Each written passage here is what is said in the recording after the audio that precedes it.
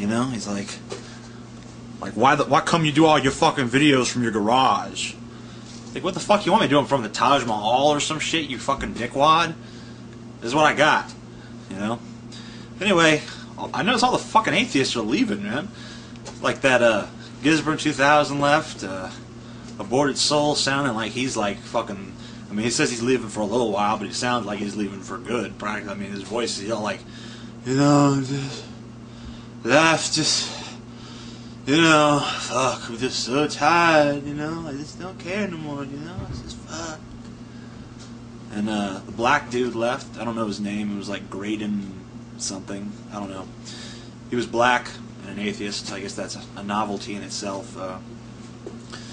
You know, I didn't like his videos, not because he was black, but because he was a Crip, and I think it's kind of weird that we're all going to watch and you know, that we're going to take you know, moral and societal advice from a gang member. I don't think that I'm going to be doing that anytime soon. Call me judgmental if you will. Anyway, I know why all the atheists are leaving, and it's really my fault. It's because I'm so awesome that no one can really compete. And I'm really sorry about having to chase all these atheists that you guys loved off. But over time you will see that I'm about 1,000 times better than all of them combined, so it's all good. And I'm being fucking facetious, okay? I'm not really that egomaniacal. All you people are like, you're just an egomaniac, you just an egomaniac. Everyone on YouTube is an egomaniac, okay? So that's nothing new. But I'm not that egomaniacal. I'm not more egomaniacal than anyone else here, and I like to exaggerate my ego because I think it's kind of funny. So don't be giving me that shit anymore. What we're talking about today is the soul, whether the soul exists or not. I have a few thoughts on this that none of them are probably that interesting, but I'm going to go ahead and share them anyway because it seems like because Brett wanted to know if I had anything to say on the matter, and I do have something to say, so let me just go ahead and say it. The reason I don't believe in the soul, or let me see. Well, let's assume there is a soul, okay? At what point in our evolutionary history does the soul emerge exactly? Is what I want to know. I mean, I don't think anyone would say that germs have souls. I mean, why would a germ need an immortal soul? It has no thoughts or feelings, so there's no reason for it to have an immortal soul, but it is alive. Now, does it start in newts? I mean, does it start in birds? Does it start only in the mammals? Does it start only in the primates? When does this soul come into the picture is what I want to know. Or is it a uniquely human thing? Was it developed around the same time that we became sentient? Is that when we developed the soul? If it is, then I have some questions about the soul.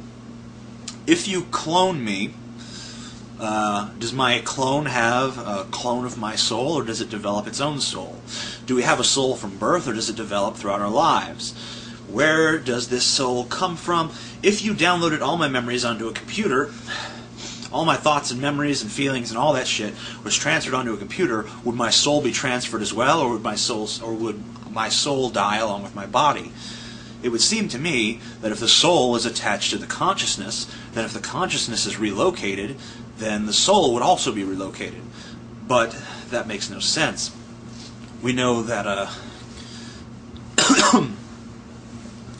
so it seems kind of weird. Now, if you copy my consciousness but don't kill the original host body, then we have two me's. We have one in an artificial body and one in a real body.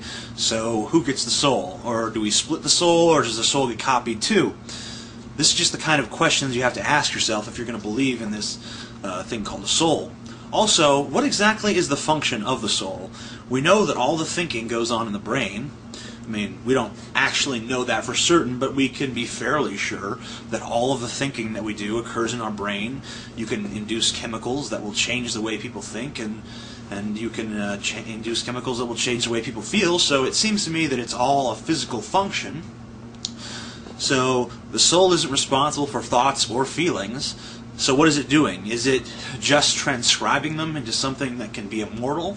If so, the soul can never grow beyond its current capacity, because if it had a capacity to learn new things itself, then it wouldn't bother with a brain, would it? I mean, is the brain just some kind of cocoon stage? Is this some sort of larval stage for a larger organism that is immortal?